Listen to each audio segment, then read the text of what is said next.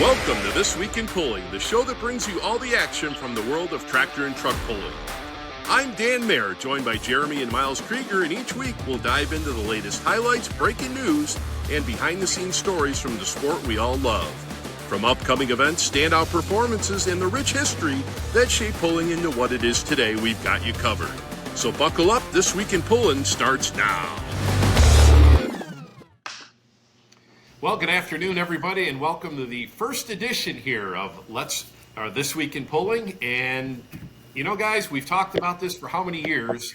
We're going to put something together, and fortunately here with the help from the folks at Full Pull, we're able to get this accomplished. But good afternoon, gentlemen. We've got Jeremy Krieger joined with Miles Krieger as well. Guys, how's it been going?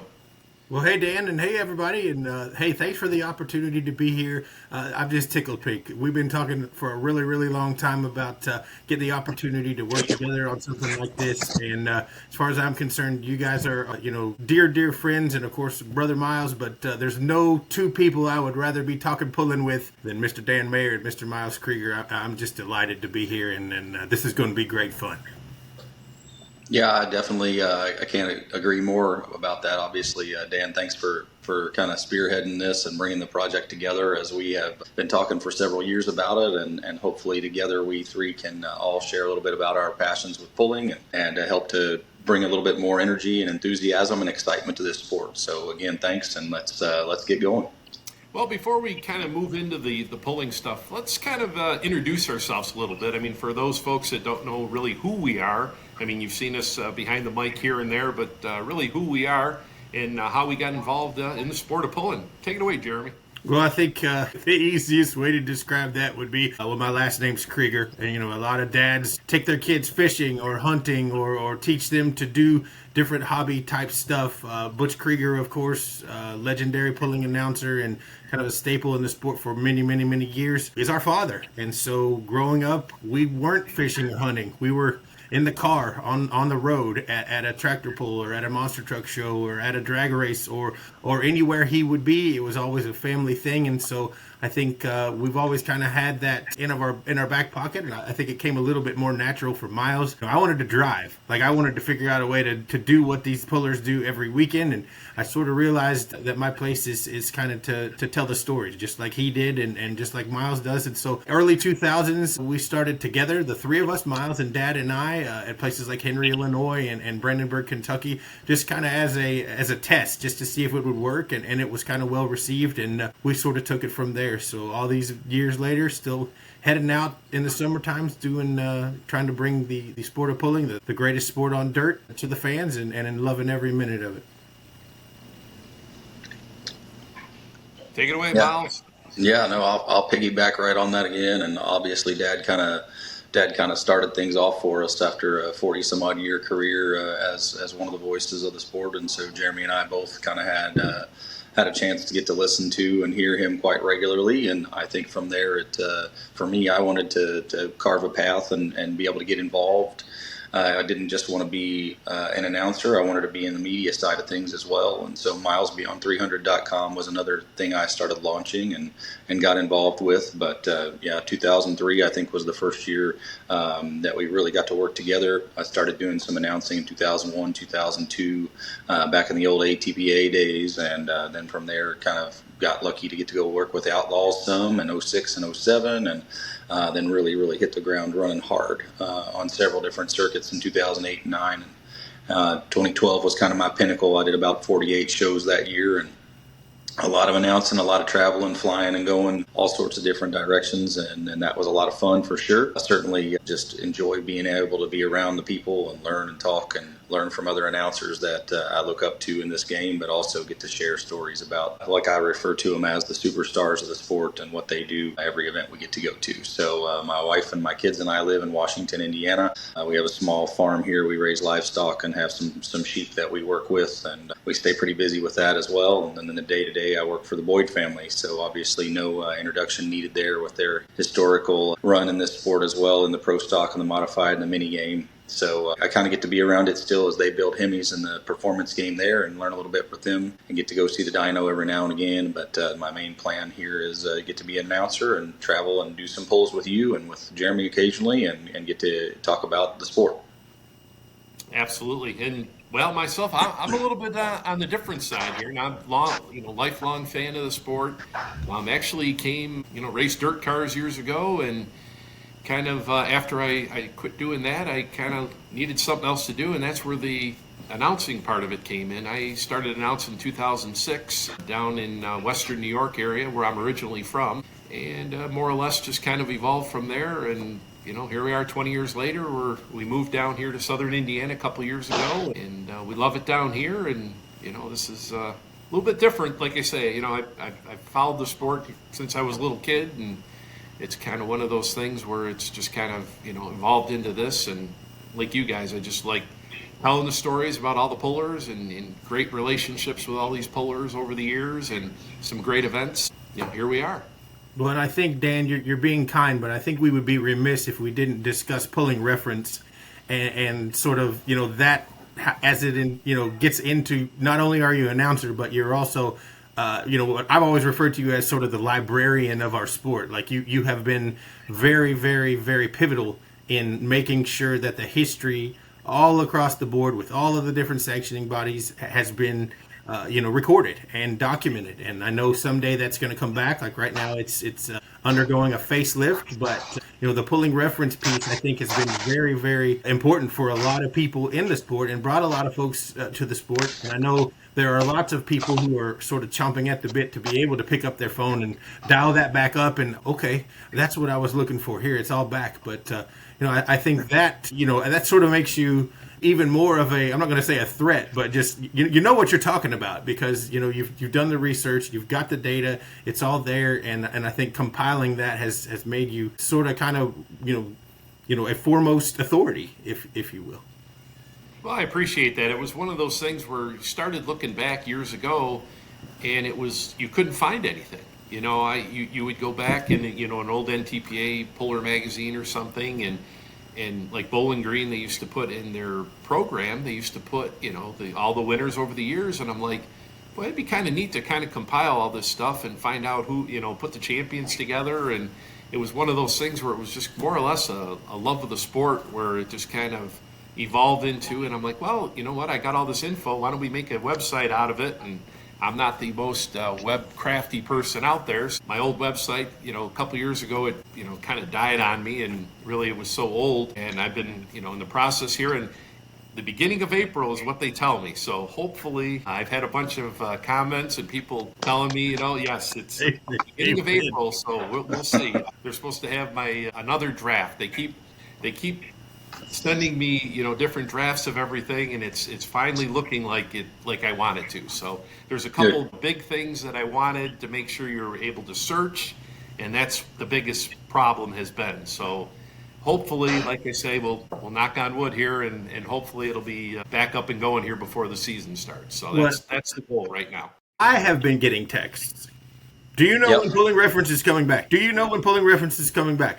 And I know that people know that I'm tight with Dan Mayer, and because they think that I'm harboring inside information. Inside scoop, right? Like, can you tell me? Like, no, I really can't. But, you just dropped the science so good. It's coming, like, mid-April, we think, early May. So that's fantastic. It's I can't give an approximate, but I know I've got a meeting with them on April 1st, so that's not an April Fool's joke. That's literally, I've got another meeting with them. I just met with them last Monday, so this has been kind of a work in progress here, getting things to where I want it to be. And so hopefully, like I say, before the beginning of the season, there will be up and running again. So that's the game plan. Perfect. And I want to piggyback off what the both of you guys have said, because I didn't really talk about that. But I live on the east side of Louisville, Kentucky.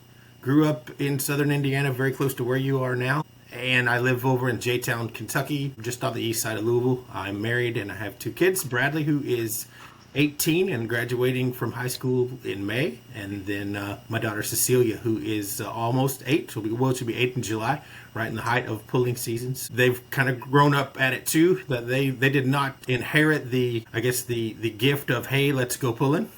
But they respect the fact that I like to go. So, and I want to try to get Bradley out not only to some pulls this summer, but I'm taking him to the Indianapolis 500 with you as well. We're going to do that and trying to get him to a World of Outlaws race before he leaves to go to Lexington in the fall. So just trying to, make my case for why motorsports are pretty cool before he leaves us here. Before he goes off into the college world. And myself, I've got two boys, and my oldest boy Brad, he's still back in Western New York, going to school over there, and he was my sidekick there for a lot of years, going to a lot of pulls, and a lot of the promoters know who he is and pullers, and he misses that part of it. Now my youngest boy Colby, he's really doesn't want anything to do with pulling, so it's kind of one of those things too where he's been over here to the truck show here in Louisville the last couple of years, and more or less kind of went with mom just to kind of go, but that's about the extent for him. It happens. Yeah. Sure. My wife and kids made it through about 9 hooks last year at the farm show, and they were back at the hotel. So, and that was it. Back in the pool, right? The kids were. So, let's talk about that farm show, guys. 56th annual farm show here. We'll touch on the farm show. I know it was just about a month ago now, but some of the things you guys took away from that farm show this year that we haven't seen in previous years, because I thought it was pretty exciting, really, all week. Absolutely, for sure. Who wants to start? I don't want to step on anybody.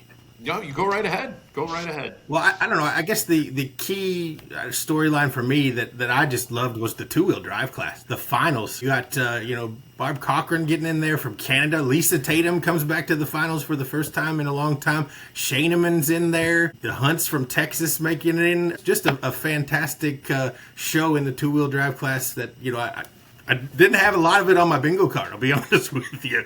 Going in there and kind of picking and doing your prognostications, and I was pleasantly surprised that it worked out the way it did. It was really fun to watch. And I think you could make a case for several of those classes. I enjoyed the limited pros, the Rhapsody tractor getting in there, and Barker's just doing what they do, and I enjoyed the pro stocks this year as well. Tim Kaine getting in there in the final night with the new engine combo they're working. Those were my takeaways. What about you guys? Miles? Yeah, I guess I'll talk about a few things that really didn't involve the pull per se. But by the way, I'm working on my bag of cough drops still, and am kind of fighting a little bit of a cold right now as it speaks. But there were a few factors, Dan, for you and I. The addition of Farm Credit Mid-America, I think, has been just such a seamless and neat deal over the last 2 years, and so it's been great to work with those folks. The weather this year was probably, I will say that I've experienced warm, I've experienced cold, but I've never really experienced kind of the torrential downpours of rain, the snow, potential sleet, wintry mix that we had kind of on a couple of different days. And so I think that played some games with it as well. And that changed a little bit for me in terms of just my first time really experiencing, I think, what I would call like the rain, the constant rain it felt like over the course of the week. But, there were several really big storylines over the course of the weekend. For me, I think there were probably 3 or 4 that just resonate in my mind, and I won't take everybody's. I'll just name 2, we'll say, and then if you guys don't hit them, I'll come back to them. But Caroline Counts winning the Superstock 4x4 class on Saturday afternoon was pretty awesome. I don't think she thought that was something she was going to do, but she laid down a beautiful pass, and nobody really ever got there to her. And then obviously the weekend that Reese Shelton had, not just from the perspective of doing so well in the pro stock class and winning, but also the emotion and the raw feelings that they felt and losing a family member while they were in Louisville. So, to be able to go to bat and do what they did, put together some amazing runs, tractor, performed beautifully. And Reese drove the wheels off of it. So a pretty awesome weekend for them. And I guess if I were to circle kind of the 2 storylines that sort of resonated the most in my mind, the young lady on Saturday afternoon and then the young man on Saturday night. Yeah, and going back to that red domination, 10 victories for red tractors this year in the farm. Now, the first night, we saw, Jeremy Roberts, and then we saw Daryl Foles, and we saw the two deers, and we're like, well, here we go again, right? It's gonna be one of them weekends, and then all of a sudden the Red Tractors just turned it on, and I'd have to go back in the record books and see what, if the Red Tractors have had a year like that, but that was just impressive, and then like you say, you had the Barkers with the blue tractor, and then, John Strickland with the orange tractor. We had a nice mix, really, for all the tractor classes where it wasn't just one particular, it's an all-green show, and, that was really cool. Well, it was fun for debuts, too. Great to see the Millers, the Cruiser Mule back, and that's a beautiful bullet, no doubt about it, and I think they'll get that worked out as the summer goes. And, of course, the Sheltons with their pieces, the tractor Camille drove. Just, that's one of the things that I like most about the farm show is, people unveiling new stuff and, watching the photographers try to anticipate when they're going to unload these tractors so that they can get out there and get a snap of it and get it uploaded before anyone else does. And, so of course we kind of saw that with the Last Chance machine, Chance McGrath's new tractor coming out of the trailer, and people didn't know which trailer it was in or what time it would unload, and so it was kind of fun watching them sort of congregate and determine when they could figure out that thing was going to be unloaded. But boy, what a beautiful piece it is as well. Yeah, which is really neat about the farm show too is, where the reveals have kind of, basically I think we saw that with the El Nino was really the start of that, wasn't it? Where, sure. We saw a couple years back and it was like, now everybody's, which is really neat because like right. You say, but one thing I did learn about Southern Indiana, when it rains, it rains. We're talking inches of rain down here. Yeah. And it was like, 4 inches of rain on Saturday. And it's like, you're kidding me, like 4 inches of rain. And yeah, it was just, that was crazy. But yeah, no, the reveal part is really starting to be, like everybody's starting to outdo each other, Well, and we saw it, a couple years ago with, to your point, El Nino, and then the bootlegger, when Svanovics, brought that to the farm machinery show, it broke the internet as well. And I think it sort of continued the tradition of, trying to get out there and get the information to the masses. But that's fun to watch for me. I enjoy it. What else? What else did we pick up on that week? Well, I'd have to say another one of the things that I liked from this year's farm show was, like you say, the first-time winners, John Hunt coming down there, picking up his first win. Jason Barker, now we saw Danny drive it last year. Jason came in. Mr. Wortman came in this year. And you talk about being your rookie there, but how tough it is to get there and actually get into the winner's circle. Sure. And one thing that I did find this year, in the winner's circle, is the emotion with the competitors. I know you probably saw that too, Miles, with the, yep. Just the overall, how hard it is to get into that winner's circle and how much these competitors, they really, this is it. You get into that winner's circle, you've hit that pinnacle, Yeah, no, there's no doubt. That was raw emotion, real emotion, and for many folks, they get to, you get to think about all of that. So there was definitely a lot of folks that were holding back tears or doing everything they could to, and there were a few times I told them, I'm like, let's cry, let's get this out, let's have a good time here in the winner's circle. Sure. And then we've got to talk about, the dominant performances. We saw Brandon Simon, he swept the weekend again. Steve Clem, 20 years later, in the winner's circle. And then Alan Cook, finally, the monkey's been on his back in the farm show, and he finally got that monkey off his back and got it done. So that was also good to see, so. Well, and I think away from the actual pulling piece of it, the show was great. Like the crowds were record levels. How cool was it that the newly appointed commissioner of agriculture makes a cameo there on whatever night that was, and the crowd went crazy. I think that was really, really fun to watch too. And I like what they've done with the new montage and, the sort of stripped down acoustic version of Lee Greenwood at the piano. That's to be commended. I think they're all doing a great job at Kentucky venues, and Mr. Beck has to be tickled pink. Well, I was going to piggyback on that, Jeremy. I think, Dan, for you and I, one of the first things we got to experience was a new grid system, and that helped tremendously. You and I weren't talking on Saturday afternoon and Saturday early evening about the idea of whether or not we were going to be on ice with our voice. Right. We didn't have to do a lot of yelling. We were able to speak pretty calmly and quietly into the microphone, and the fans were able to hear us for the most part, which was awesome. If you come to Louisville and you were there this year, you probably got to experience some of the challenges maybe of gate closures and things like that. But the broad vision of that whole place and what Mr. Beck and and all the folks at Kentucky Venues are doing is going to be remarkable in terms of how they dress that place up. And you notice the roundabout there on the Crittenden side there, and that's an additional thing that they're trying to help with traffic flow. And there's going to be a lot more in terms of being able to come in from that gate and enter there. So, I think next year even we'll have even more of an experience for us to get there and kind of be pulling in and out of that gate, and folks to be able to realize kind of all the changes that we had to endure this year, what it means in the broad picture.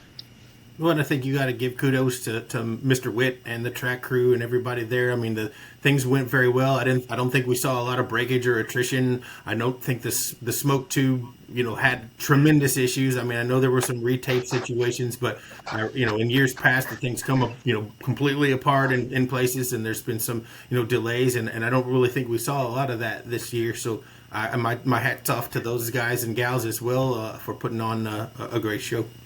And also going back to the committee, every year when the list comes out, you all of a sudden, why isn't so-and-so, why isn't so? And everything just worked out perfectly, really. I mean, You saw great competition, you saw some different competitors, and everybody put on a great show, and that's the name of the game. And that's obviously, that's what they're looking to do, is put people in the stands, and that's what it's all about at this show. And that's what they did. They gave them a great show this year. Agreed. And everybody I talked to had a fantastic week. Like, I know I don't get to really visit with you guys in real time a lot that week because you're so busy doing other things, but I feel like in retrospect, there weren't really a lot of criticisms or bad things. Everybody had a lot of fun and enjoyed themselves. Now, I will tell you, for the first time this year, I was gifted the opportunity to check out the club level on the concourse. There's a club there where you can go, you buy an extra ticket, and there's food and sort of an auxiliary area to watch the pull in closed captioning, closed circuit, kind of like a suite would be, only it's much bigger. Sort of like a dining hall kind of place on the second tier up there, like around ramp BBCC just on the other side. I'd never experienced that before, and they're doing a great job there too with sort of a banquet facility for those diehard smoke fans who don't want to watch the loud stuff. They'll go and grab a brownie or some cookies and have a cold beverage while that happens, and listen to it and visit with their pals, and then go back to their seats when the smoke comes back. Yeah, speaking of the criticisms, it was nice to actually walk through Broadbent Arena and not have 10 people say, hey, I can't hear you. We can't hear, we're in here. And this year was actually great because I had a couple people come up and say, hey, we can hear you, so that was awesome, to actually hearing the at least some good stuff this time around. It just seemed like the natural vibe of the whole week, and Dan, maybe you would, maybe you can attribute to it as well, but it seemed like the vibe was a little bit more relaxed for the most part, at least from your side, my side. When we were at the drivers' meetings, everybody was able to cut up. There was some joking with Keenan over the course of the weekend and that sort of stuff. And, a couple of the Kentucky State Fair board members are always there and present for those meetings, and they all, kind of brought a different kind of energy and enthusiasm. They're always there for those meetings, but it seemed like this year it may have just been a little bit even more relaxed and calm and just a fun vibe. And just how excited they are to put that event on, and that's one thing that a lot of people don't understand is, the state of Kentucky actually puts that event on and has since the beginning. And it's just, all the people and all the people and places that, work that whole thing. It's amazing how it all comes together. And like you say, the finished product is just a well-oiled machine. Without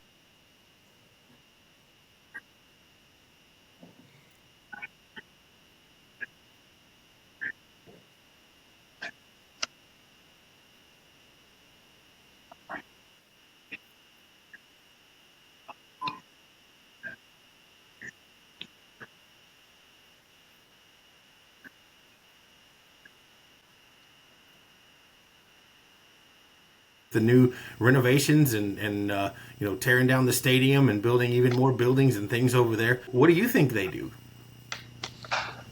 I'll let you have the floor first.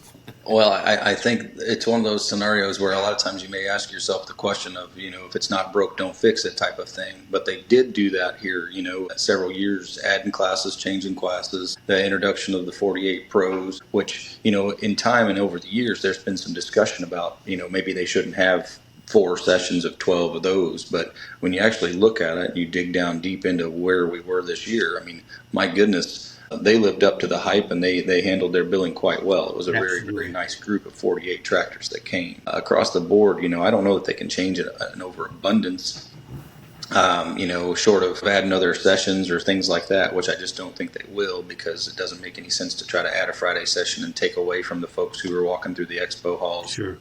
And away from their vendors. But, there's always the discussion of mini rods. People always ask about that.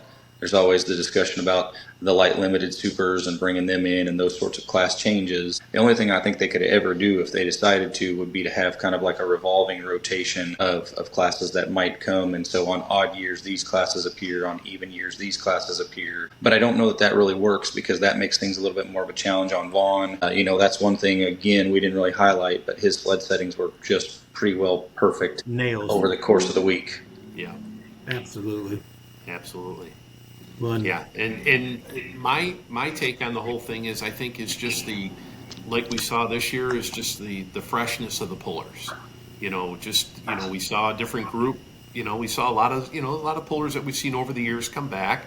But then there was, a bunch of new ones that came in and really put on a great show. And it was great to see some other pullers. And that's one of the things, over the years, that was, was the same show over and over, is what people would say. And, well, you can't say that anymore. They've changed, like you say, they've changed classes around.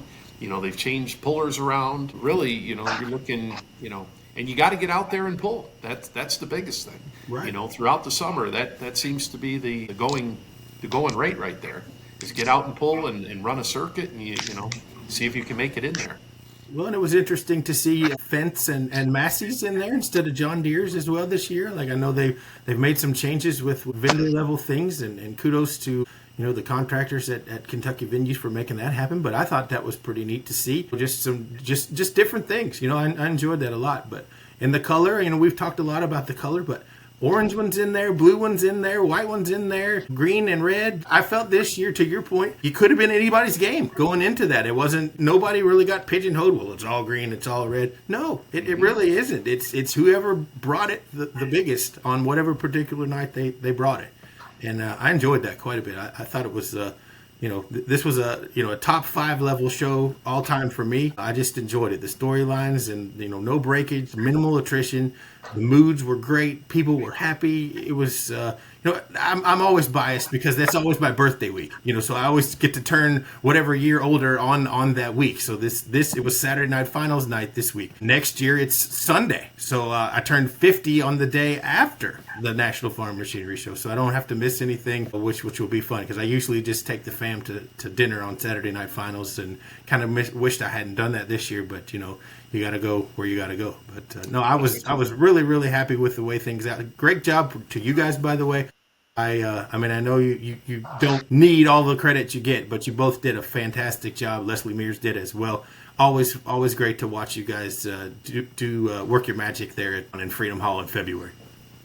Well, it is that. And I want to throw this back at you guys. Now, you talked about one of your top 5 events at the farm show. I mean, when did you guys remember first going to the farm show? What was your guys' first ever, remembrance of that big event down there? Was it you just go for an event here and there, or, one night here or there, or how'd that all work? Well, I remember it being, believe it or not, Dan, it was on TV locally. Okay. Mm-hmm. Wave Television would put it on TV. Jack Crowner and my dad and of course a couple others would do basically a live simulcast from whatever event, and that's back, of course, in the days of Stephen Doherty and Terry Dabbs, and I mean we're talking about early mini modified pulling. So I don't know. I don't think I got to the venue live until probably 1984 or 5. Miles would have been probably 4 or 5, and I think that would have been just a class or two. And then I think subsequently I remember going longer and longer as I took to it, and really kind of wanted to be there. But I think the older we got, like after Miles was probably, I think the first couple or 3 years that Miles was on the earth, we didn't go as often. But once he was, more manageable, all 3 of us went. Jennifer went, and we would go, Jennifer would make an appearance, but Miles and I would go for as often as we could go. Of course, then we had to make Mom take us because Dad, of course, couldn't babysit us when we were little. Right. But Mom was fine to take us for as often as we liked to go. But I seem to remember the older we got, the more we went. But, after Miles was probably 5 or 6, I think it was Katie bar the door. You go as much as you can go. Yeah. I remember there not being a whole lot of smoke tube ventilation, Sure. in my earlier years ago. And I remember, the upper tier seats having a lot of smoke kind of hovering around them and it being, pretty potent in there. OSHA and the EPA showing up to do some sampling. I remember we sort of ended up in the Courier Journal, and we didn't really want to be, on the front page of the magazine. But there's a picture of the three of us, with our little hard headphones on or our ears plugged, and there was a great write up on the show. But then this little blurb in the corner. Oh, by the way, the noise levels and the smoke levels in the air are probably not healthy. But whatever. Yeah, right. That all works. See you next year. Yes. Right. Thank you for your admission. But again, no, it's definitely something that the Louisville economy benefits from. There's no question about that. But yeah, I think to answer your question, early to mid 80s on, and then once we got to the 90s, like Miles and I couldn't get enough of it. Like it was, can we live here? Is there a place, like we used to beg Mom to just get us a motel at the Executive before it was the Crown Plaza. Like, can we stay here, be here all week? And we never really got to do that. Yeah, that's awesome. Well, in such a great tradition, and as we move towards, getting towards that 60th, a couple years down the road, and it'll be interesting to see what they have in store for that. But, like you say, great crowds here this year, and, it was just, tremendous. Everything seemed to work out very well, and like going back to the, everybody's all worried about who got in, who didn't get in, and it all worked out in the end. That's the big thing, and everybody saw a great show. And onward to the summer pulling season, right? I do wish that there were more FFA chapters from crazy naming towns. I didn't hear a lot of that this year. Yeah, I was kind of disappointed. The Woodbury, Tennessee folks were with the storm. They weren't able to get there, and they were supposed to be there on, I forget what it was, Friday night, and they were all ready to go. We talked last year. We were down there for that pull, and they didn't get a chance to get up there. But like you say, some great groups, and usually Saturday afternoons full of them. And now it seems like they're less and less are making it out. But weather, like you say, had a lot to do with it this year, I think. Well, and the only other thing I will say before we move on, and I'll ask Miles if this affected him in any way. You guys probably being busy. I don't even know if you knew how it went over there, but after Broadbent would clear out before the show would happen, somebody would just throw old videos on the screens over there, and they would go across the audio. So like the Broadbent Arena would just be full of sound, and it was Dad. Yes. And you would hear his voice, and you would be like, where is he? Oh, man. Yeah. And it only got me a couple of times, but like, there was no warning. Like, there was no, like, where is this coming from? Like, and you would just hear him. And there he is. And it took me a minute to just, sort of reset, but it wasn't bad. I mean, it was okay. It just, I don't know if Miles, if that struck you at all, like if it got you like it got me, but like I was just in there and they would just play like a clip of him, from a random evening, and it's just like he's there again. You know what I mean? It was. You don't get to see the video. The video part of it, Jeremy, that's playing in Freedom Hall. Yeah, well, and so there's several awesome videos of that. There's no doubt. Yeah, I mean, but I don't know if it just stopped you in your tracks for a minute, but it just hit me in the back, just took my breath away for a minute. But it was, as the weekend got on, I got to where I was okay, cool, there he is. Well, there's some, like I will tell you, Josh Martin and I got to have a moment there, in the winner's circle or in the line on. After he qualified, and he basically told me that the last time that he had been interviewed there for making the finals, his dad was standing by his side, and our father did the interview. Absolutely. Today I got, this time I got to do the interview, and neither one of us had our dads with us, but certainly a special moment for me to get to share with Josh. And absolutely, those are. You think about those sorts of aspects of it. I mean, we can recap and rehash, and we can share, and we can talk about all the wins and all the losses and all the achievements and things of each one of these pullers. But it's those moments of kind of uniqueness that allow us to get to enjoy what they do and what we do, and kind of develop and build relationships with them outside of the pulling venue that make it even more special. So, Dad did a lot of that, and he allowed us to do a lot of that too. We got to become friends with a lot of people in this game, and so because of that, their triumphs are pretty awesome, and their tragedies are just as challenging. I would be remiss if I didn't bring up Josh Miley and his family, and while that's not part of the National Farm Machinery Show, I do want to let those folks know just how much I'm praying for them, and I did text Josh and told him, hey, I'm a call away. And I'm not that far away. So absolutely, part of our pulling family's hurting. I want to help them if we can. Absolutely. We will Absolutely. Francisco, Indiana in our hearts this week. And like I say, I think the pulling community will be there and ready to rally when called. And I know I will. And keeping them in our thoughts and prayers for sure. And, looking forward to hopefully getting things cleaned up there and back to normal, no question. But thank God they came out unscathed. Equipment can be replaced, buildings can be replaced, but everybody's okay there, and that's what's important. Absolutely.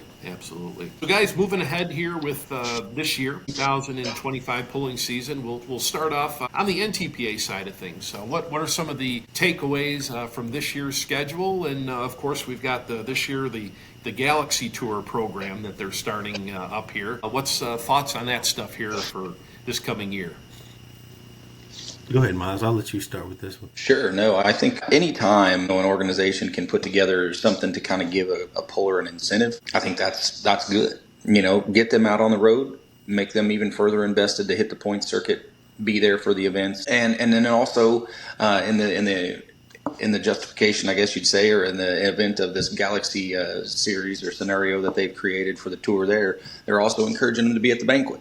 Many times you and Jeremy and I have all been at a banquet, and we've stood there as somebody announced the top 10, and there were only two of those folks there to get their awards. And so that kind of kills the sort of enthusiasm and the energy in the room when there's only a few representatives of the group. And I realize that it's not always something people can do to get there. But I think they're trying to do that and encourage folks to be in Florida next year. Moving that event from Columbus to Florida is going to maybe encourage more folks even to make the trip and be down there. But a little bit of incentive money, an extra perk here or there for the competitors, I think is definitely something that the Galaxy Tour will help with. While I'm talking here, I'll tell you that there are definitely some events that are celebrating some pretty monumental achievements in terms of anniversary. And a couple of them are going to celebrate 50 this year, which I look forward to getting to be at and be involved and be on the microphone and celebrate. Yeah, absolutely. We've got, Toma this year. We got Chapel Hill hitting the big 50. And that's huge. As far as the schedule goes, really everything kind of about the same. We had a little flip-flop there with Hutchison and Farley this year. And, of course, we'd be remiss if we don't talk about the big one coming up here this summer here in Farley. 50,000 to win in pulling.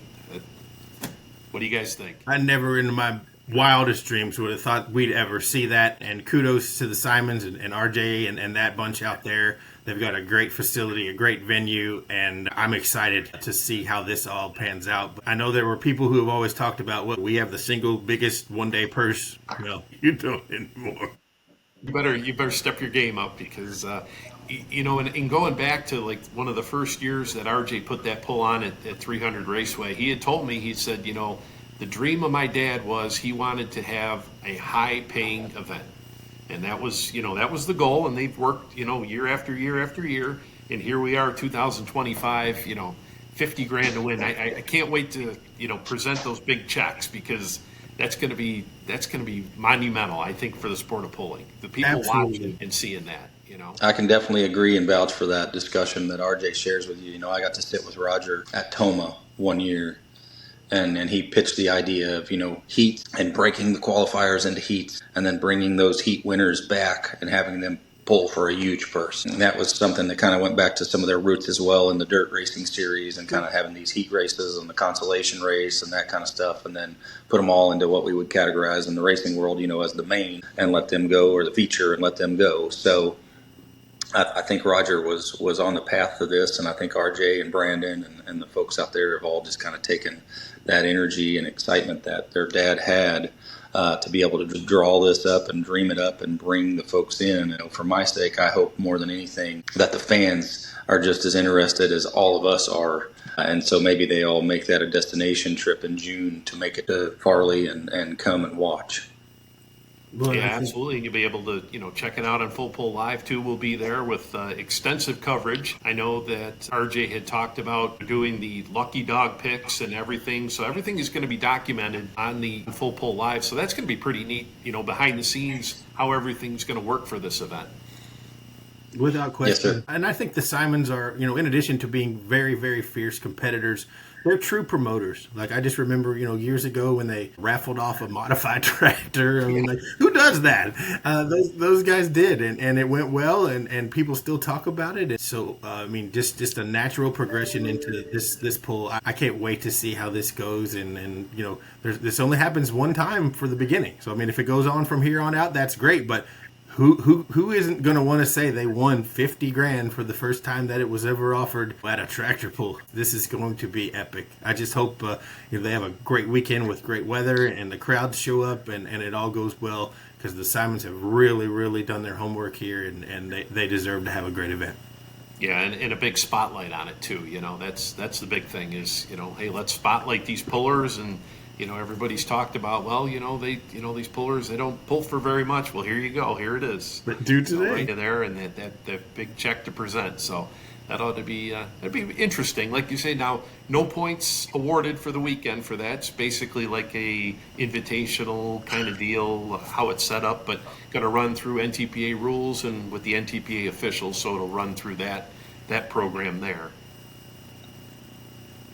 So we also got to talk about new event this year, Door, Michigan. Jim Shaendorf, really, last couple of years have run a regional event up there. He's added a couple of Grand National classes this year.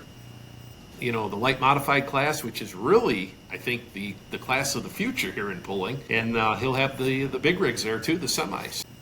Yep, I agree with you on the light mud class. What an awesome introduction last year in terms of, several of the vehicles coming, more vehicles being built.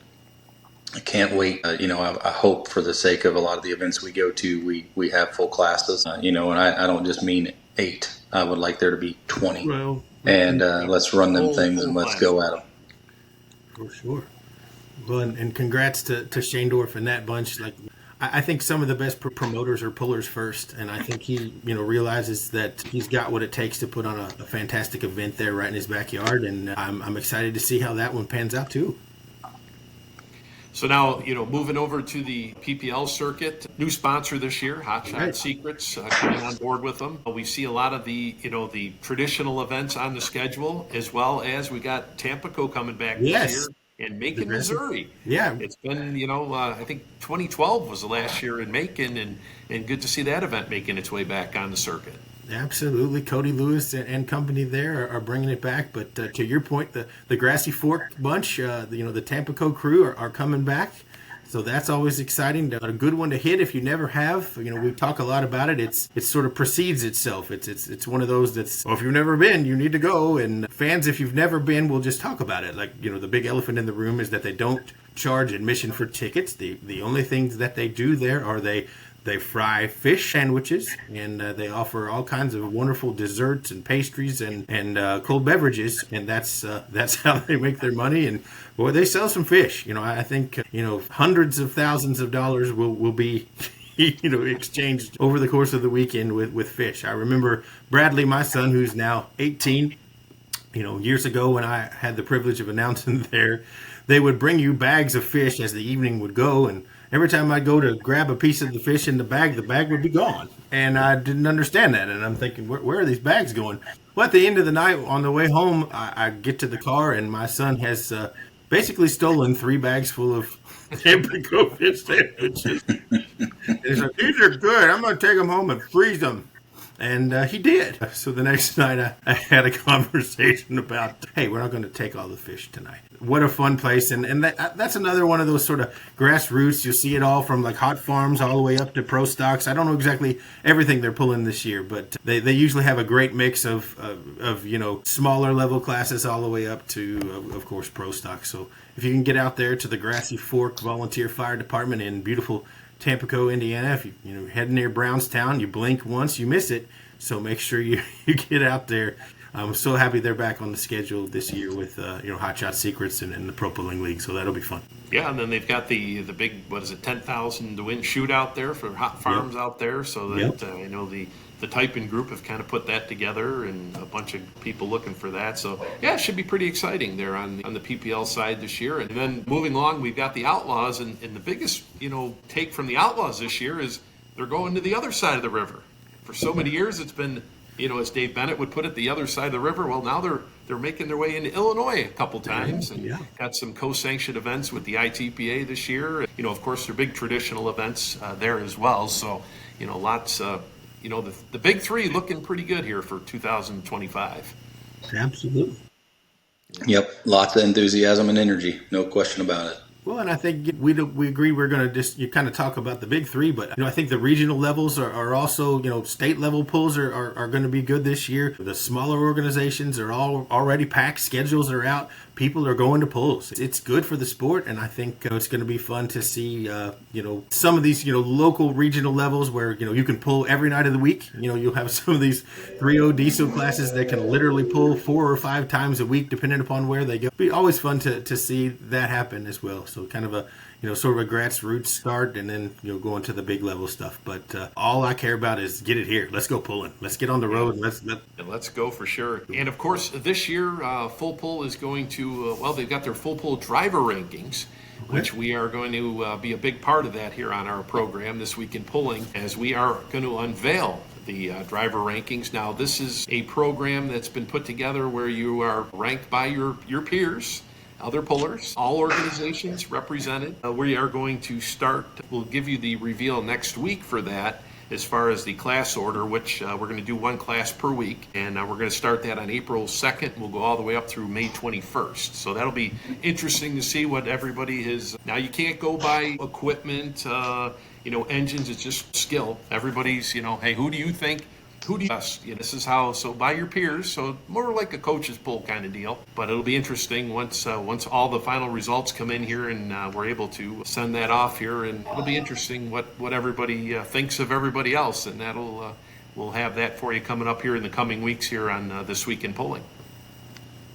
Well, I wanted to ask you guys, I know the schedules are out and everybody's kind of having an understanding of where they want to go and what they're going to do as far as where you guys will be this summer, but what are you excited about? Like, where are you guys looking forward to being? I know it's usually the same kind of places and the same kind of stuff, but as you said, a couple 50th anniversaries coming up. What are some events that you guys are looking forward to this summer? Well, I'll talk for myself. I know last year I had the opportunity to go down to the pull in Lufkin, Texas. Outlaw pull down there. Just a great time, great folks down there. And this year going to have the opportunity to go out to Rock Valley, Iowa. I've never been out there before. Nice. Will be, that's a first for me, is, more or less one of the crown jewels in the outlaw circuit, and sure. That's one that I'm really looking forward to, is as well as all the other events that I go to and do throughout the summer. But that one right there is, you've seen over the years how that has grown and grown and grown. And last year they had the benefit there when they had the flooding come through Rock Valley. But that's one that I've got circled that I'm really looking forward to this year. How about you, Miles?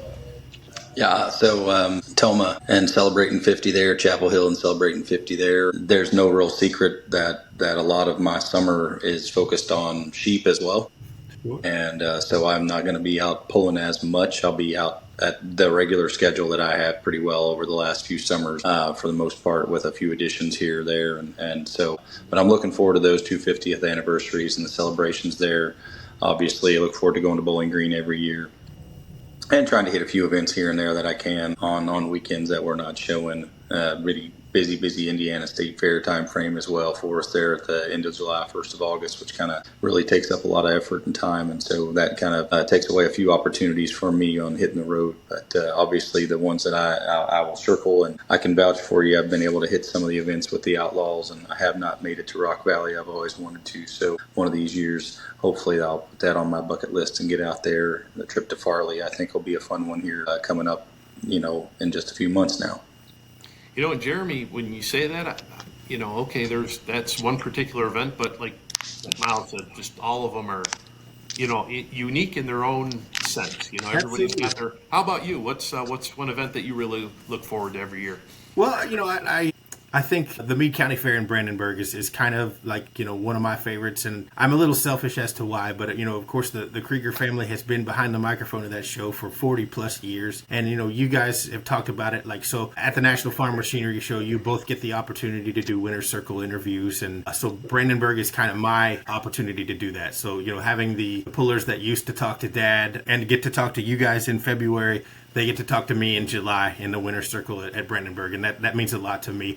And Kenny Haught and David Pace and that whole bunch there have been just very, very, very kind to us over the years. And I think that will always be one of a pull that I don't miss. If I'm alive and I'm breathing, I will be at the Meade County Fair in July until I am no longer able to. And of course, Henry, Illinois, the Marshall Putnam Fair. That's another one that they've kind of put their trust in me over the years. And wonderful show, just a Saturday only show, but every class you could ever imagine is there. And once they get going, and they go fast on 2 wonderful tracks up there. So that's fantastic. And again, I don't have the rest of my schedule, so I don't really know where I'm going this summer, but I know those 2. But I will say, if I do have the opportunity to get back to the Stark County Fair in Canton, Ohio, I love that pull and what the Schmuckers are doing there.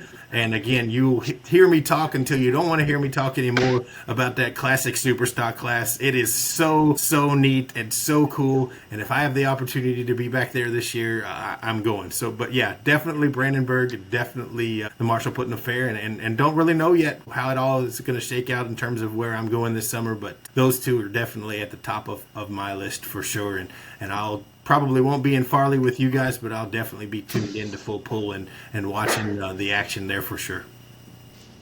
Well, guys, we're coming up on that hour point here. It's already an hour into our first show here. We're just kind of an introduction to who we are, where we came from, and thanks for joining us here. Next week we will continue on here with our journey through the great sport of tractor and truck pulling.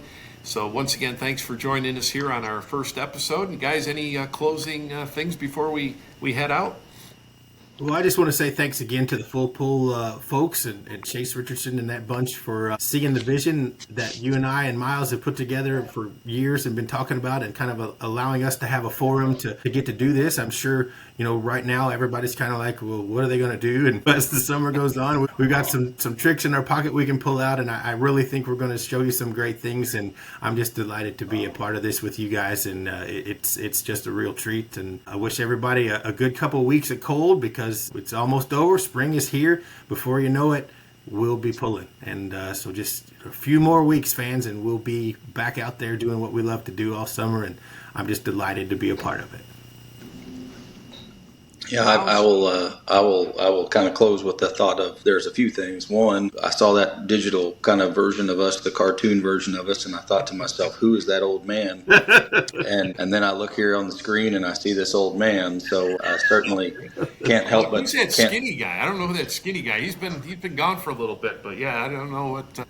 Well, and I'm not wearing a ball cap today. It's the middle of the day as we tape this, so I'll have a baseball hat on from here on out, most likely. Well, certainly, I think there's a lot of things, like Jeremy said, kind of alluded to the idea that it's not just our vision to just constantly be talking about, recapping events. That's a part of it, but there are a few other elements we're hoping to be able to introduce and bring to this game, and then also the idea of being able to reveal the rankings and talk about some new opportunities each week with what's going on in the sport. So we hope folks will tune in and join us and share and like and do all the things that they can to help us grow. Well, and I think to that point, I think we'll take constructive criticism. If there are things that the fans want to see, stories they want covered, things that we need to be talking about, I'm certainly open to having those conversations as the season goes along, and kind of making this show not only what we want, but what the fans want as well. I think that works well for everybody. Absolutely. Well, with that, we'll put a cap on it. Show number 1 here for the This Week in Pulling, and we'll see you folks back here next week. 7 o'clock start time every Wednesday. Make sure you tune in. We'll see you next week, guys. See you guys. Thanks, everybody.